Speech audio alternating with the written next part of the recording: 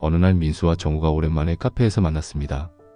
정우는 요즘 일이 너무 힘들다며 고민을 이야기하듯 자신의 상황을 이야기했습니다. 그냥 아무것도 하기 싫어. 일이 너무 많고 사람들하고도 자꾸 충돌이 생기고. 정우는 고개를 떨구며 잠시 말을 멈췄습니다. 민수는 그 말을 듣고 자신도 모르게 해결책을 떠올렸습니다. 네가 그렇게 힘들면 이렇게 해보는 게 어떨까? 저 사람하고 얘기할 때 이렇게 말하고, 그리고 이 일은 내가 대신 처리해줄 수 있어. 정우는 잠시 생각하다가 고개를 끄덕였죠. 고맙긴 한데 그래도 내가 해결해야 할 일이니까. 하지만 민수는 그냥 넘기지 않았습니다. 그래도 내가 너 대신 얘기해볼게. 그래야 조금이라도 나아질 거야. 본인이 해결해보겠다는 정우의 말을 듣고도 민수는 여전히 마음속에서 내가 좀 더 나서서 도와줘야겠어 라는 생각을 계속 품고 있었습니다. 시간이 지나 정우는 점점 더 힘들어 보였고 일이 해결되지 않자 결국 다시 도움을 청했습니다. 민수야, 그때 네가 말했던 그 방법 사실 좀 시도해보고 싶은데 어떻게 시작해야 할지 모르겠어. 민수는 확신에 찬 말투로 말했습니다. 그래, 내가 대신 해준다고 했잖아. 그냥 내가 해줄게. 그렇게 민수는 정우 대신 해결하려 했던 일들을 처리하기 시작했습니다. 그런데 문제는 예상보다 더 복잡하고 결국 일이 꼬이기 시작했습니다. 민수는 처음에는 잘 해결해줄 수 있다는 자신감이 있었지만 점차 일이 커지고 상황이 복잡해지면서 힘이 빠졌습니다. 결국 그 일로 인해 더 큰 문제에 직면했고 그 과정에서 자신의 일도 뒤처지게 되었습니다. 왜 이렇게 된 거지? 후회가 밀려왔습니다. 결국 정우는 더 이상 민수의 도움을 받지 않기로 결심했고 그 일이 끝난 후 둘의 관계도 약간 어색해졌습니다. 내가 왜 그때 그렇게 나섰을까? 민수는 점점 남의 일에 지나치게 개입했을 때 어떤 결과가 올 수 있는지 실감하게 되었습니다. 결과적으로 그 참견이 양쪽 모두에게 부담을 주었고 상황을 더 악화시켰다는 것을 깨달았습니다. 오늘은 우리가 일상에서 자주 겪는 상황인 다른 사람의 인생에 참견하는 것에 대해 이야기해 보려고 합니다. 우리는 때때로 다른 사람의 문제에 깊이 개입하려 하고 그들이 어떻게 살아가야 할지에 대해 의견을 내기도 합니다.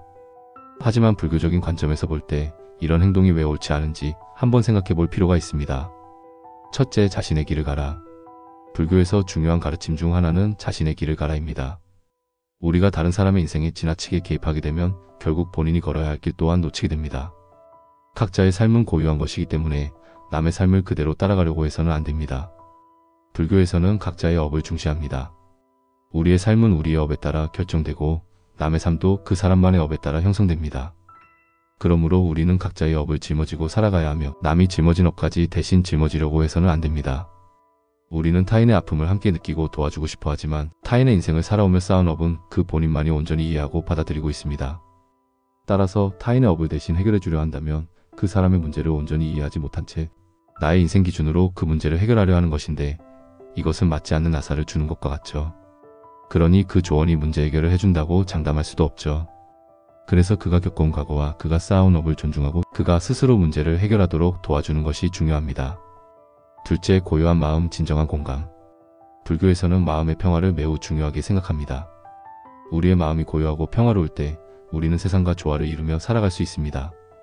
하지만 다른 사람의 문제에 지나치게 개입하면 결국 우리의 마음이 흔들리게 됩니다. 그 사람의 문제를 자신의 문제처럼 받아들이게 되면 우리는 고요한 마음을 유지할 수 없게 되죠. 이때 불교의 가르침에 따라 우리는 공감의 마음을 가져야 합니다. 공감은 단순히 상대방의 고통을 이해하고 함께 느끼는 것만이 아닙니다. 진정한 공감은 그 사람의 입장에서 그 문제를 바라보되 그 사람이 문제를 해결하는 과정에서 자기 스스로 결정을 내릴 수 있도록 돕는 것입니다. 하지만 지나친 참견은 그 사람의 선택권을 빼앗는 결과를 초래할 수 있습니다. 그래서 불교에서는 남을 도와줄 때 강요가 아니라 자유로운 선택을 도와주는 것, 즉 상대방이 스스로 길을 찾을 수 있도록 돕는 자세가 필요하다고 가르칩니다. 셋째, 각자의 업을 짊어지자. 불교에서 중요한 개념 중 하나는 바로 업입니다. 우리는 자신의 업을 짊어지고 살아가며 그 업이 우리 삶에 어떤 영향을 미칠지를 결정합니다. 우리가 지나치게 다른 사람의 업을 대신 짊어지려고 해도 그 사람의 삶을 온전히 이해하고 하는 행동이 아닙니다. 왜냐하면 그 사람의 업은 그 사람만의 경험과 선택으로 이루어진 것이기 때문입니다. 각자의 업은 고유한 것이며 그것을 해결하는 방법도 사람마다 다릅니다. 예를 들어 두 사람이 비슷한 상황에 처해 있어도 그들의 경험과 해결 방법은 다를 수 있습니다. 우리가 그 사람의 업을 대신 해결해 준다고 해서 그 사람에게 진정한 도움이 되는 것은 아닙니다. 오히려 그 사람이 스스로 문제를 해결할 수 있는 기회를 빼앗는 일이 될 수 있죠. 그리고 다른 사람의 업을 대신 짊어지려는 욕구가 우리를 피곤하게 하고 결국 우리 자신도 고통을 겪게 될 수 있습니다. 넷째, 남의 삶을 존중하라. 결국 우리가 알아야 할 중요한 점은 나와 너의 경계를 분명히 하라는 것입니다. 다른 사람의 삶에 지나치게 개입하려는 욕구는 결국 우리 자신의 경계를 넘어서는 행동입니다. 불교에서는 자기 마음을 다스리는 것이 가장 중요한 수행 중 하나로 여겨집니다. 남의 마음을 바꾸려 하기보다는 자신의 마음을 다스리고 다른 사람의 삶을 존중하는 것이 중요합니다. 우리는 서로 다른 길을 걸어가고 있습니다. 나의 삶이 남의 삶과 같을 수 없듯이 남의 삶이 나와 같을 수 없습니다. 남의 고통과 어려움을 보며 우리가 할 수 있는 것은 그들을 이해하고 그들이 스스로 그 문제를 해결할 수 있도록 지지해 주는 것입니다. 우리는 그 사람이 겪는 고통의 원인이나 해결책을 정확히 알 수 없습니다. 그 사람의 인생을 온전히 이해하는 것은 그 사람만이 할 수 있는 일이기 때문입니다. 결국 우리가 다른 사람의 인생에 참견하지 말라는 이야기를 하는 이유는 모든 사람은 각자의 업을 짊어지고 자신의 길을 걸어가야 한다는 불교의 가르침을 따르기 위함입니다. 타인의 업을 무시한 채, 즉 그 사람의 문제를 온전히 이해하지 못한 채 나의 인생 기준으로 해결 방법을 제시하는 것은 독이 될 수 있습니다. 왜냐하면 그 사람의 고통과 경험은 그 사람만이 겪고 해결할 수 있는 부분이기 때문입니다.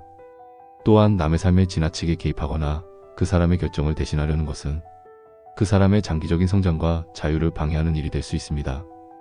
다른 사람들이 그들 스스로 문제를 해결할 수 있도록 도와주는 것이 진정한 배려이자 상대의 삶 자체를 진심으로 존중해주는 것입니다. 오늘도 여러분의 마음이 고요하고 평화롭기를 바랍니다. 시청해주셔서 감사합니다.